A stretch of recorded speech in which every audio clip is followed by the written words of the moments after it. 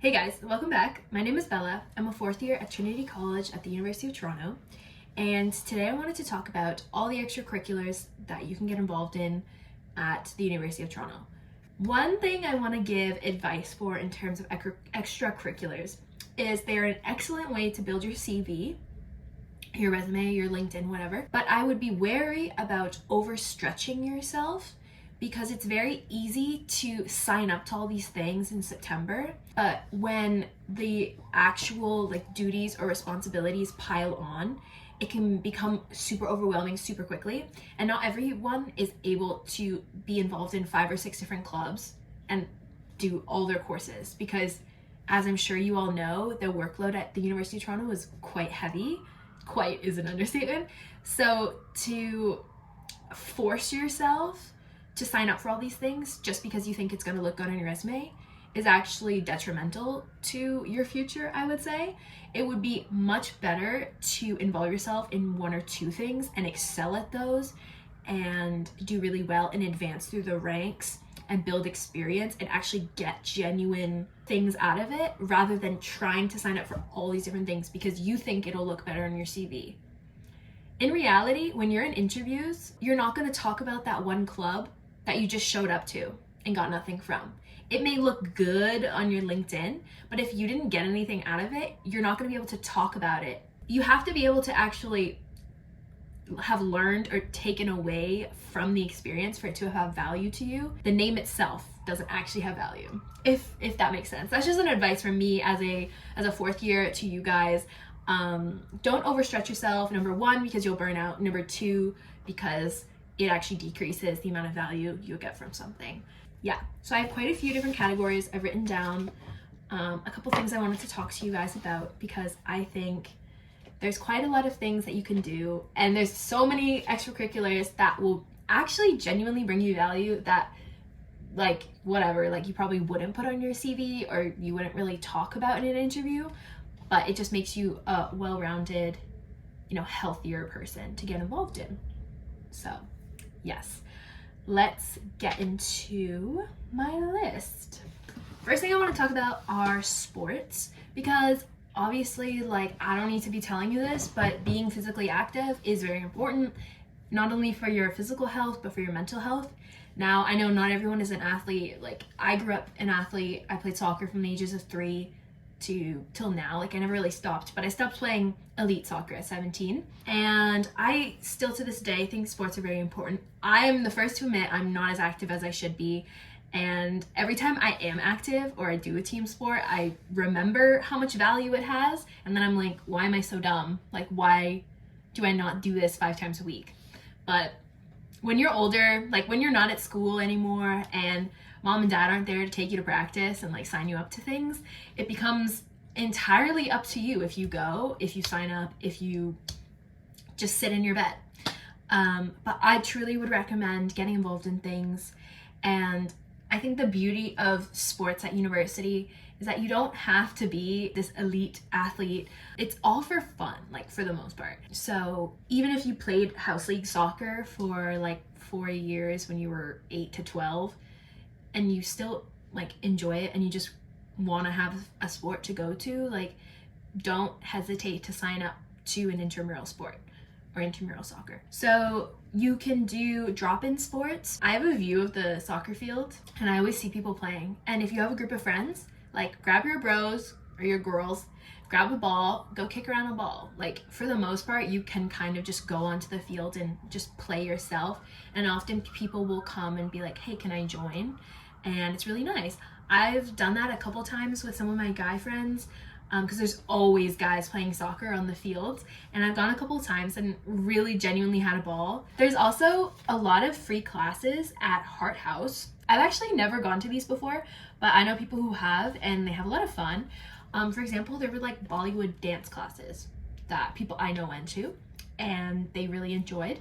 And because you're a U of T student and you pay dues to athletic stuff, you can go to these classes for free. You can use the athletic center for free, which has a huge pool.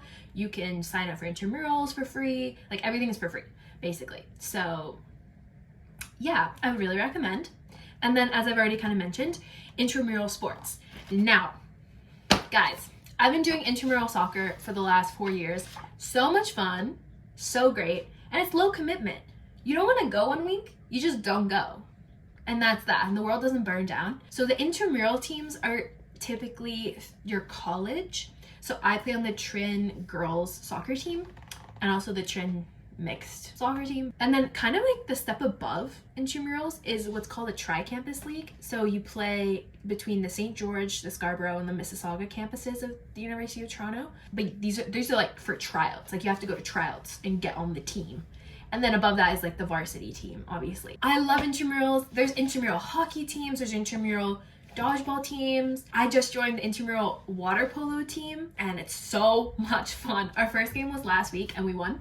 And I've never played water polo in my life. I just had so much fun.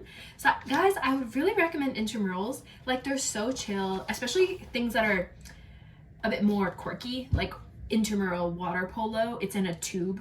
It's not actual water polo, so it's kind of like just like whatever. Or intramural dodgeball. Like it's like, guys, okay. It's a great way to meet people from your college, I would say, and also just like meet other people. It's just, you're just hanging out and you're having fun together and you're on a team and the vibes are pretty good. So that's a good way to meet people. And next, student clubs. So a lot of these clubs have to do with like personal interests, you could say. So the one club I have written down is the Hart Camera Club. So I'm not like in it, but I've gone to a meeting and yeah, you find people who also love photography and you guys can geek out together about cameras. And with the Hart Camera Club, there's like a dark room that if you do like 3-hour sessions, you can learn how to use on your own. And there's like equipment for rental and it's really cool. Like honestly, things like that, again, great way to meet people, make friends, bond over similar interests. I'm also gonna say classical music club. Now this is a club that my boyfriend founded himself because he was like, I want a classical music club and there isn't one at U of T, so I'm gonna create one. And he created one without too much difficulty and it's been great. He started it in September and we're now into February. There's just like cool people there and he's really cool. There's also, this is like Trin specific, there's the Trin Dramatic Society. If you're into drama, you join that up, you try out, what's it called with drama? You don't try out, you audition. You audition and they put on every year what's called Shakespeare in the Quad. It's a Trinity College tradition and they do a Shakespeare play in the Quad, so outside. And it has to be in the fall before it gets too cold. Honestly though, this year they did it a little late and it was really cold. So they did King Lear this year and I was so chilly. It was great and it's really cool and it's a nice like Trin tradition. At Trin there's also the Lit. I have gone to like 1 or 2 meetings. I don't find it funny. It's like a satirical literary society or something. I don't know. I didn't particularly enjoy it, but I'm not gonna yuck your yum if that's your thing. I know people who are like in love with that thing and they go and like they're heavily involved. So good for them. They found their thing. There's also, if you're a little writer, you can get involved in papers or journals. So there's the Varsity, which is like the biggest U of T. It's just like the biggest U of T paper. It's the newspaper. And really awesome. If you're into journalism or like you want to get into journalism after your degree, like getting involved in things like this gives you a genuine experience that you can put on your CV. For me, I'm involved in the Trinity Times, which is a newspaper based out of Trin, and I'm a little staff writer for that, and I really enjoy. Academically, there's like your students associations. So if you're involved in, so say your degree is history and IR, you're technically like automatically a member of the History Students Association. And IRSOC, I think is their name. And there's like positions that you can run for in elections. And typically a lot of these associations have journals. So like the History Students Association has the Future of History journal that you can get involved in. You can be an editor for, you can be a, I don't know, graphic designer. The History Students Association also has a mentorship program. So upper years are paired with like first years. And I was involved in this. So I was both a mentee and a mentor. So my first year I had a mentor, my friend Emma. She was literally amazing, and it was so nice to have like a friend, I guess you could say, who was like a lot older than me and also in my degree. And then ESSA, for the journal I'm involved in, I'm an editor as elected. And there's also like, this is not affiliated with U of T. Well, it is. I don't know how to explain. It's affiliated with Trinity College, and it's called the G20 Research Group. There's also the G7 Research Group and the BRICS Research Group. And these are like research opportunities that you apply into to be like an analyst or an editor, or I don't know, like more leadership roles that you wouldn't really apply into if you haven't already been involved. But I've been an analyst for the G20 Research Group, and really great opportunity, I would say. But that's definitely more like LinkedIn heavy.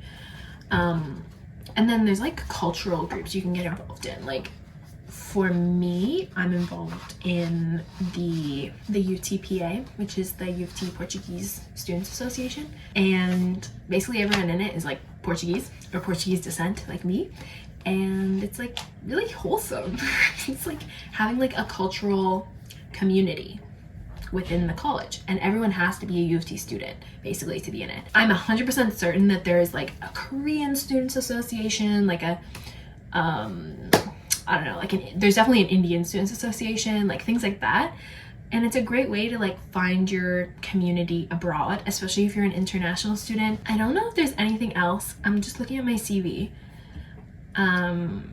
Yeah, I've been involved in the most with like journals. I've done a lot of either writing, like writing reports, writing papers, writing different things, or I've been an editor. That's like the thing I've been involved with the most because I'm interested in like journalism and editorial stuff. So yeah, but I've also done a couple things for like social media and mentorship stuff, and then obviously sports, which is like fun.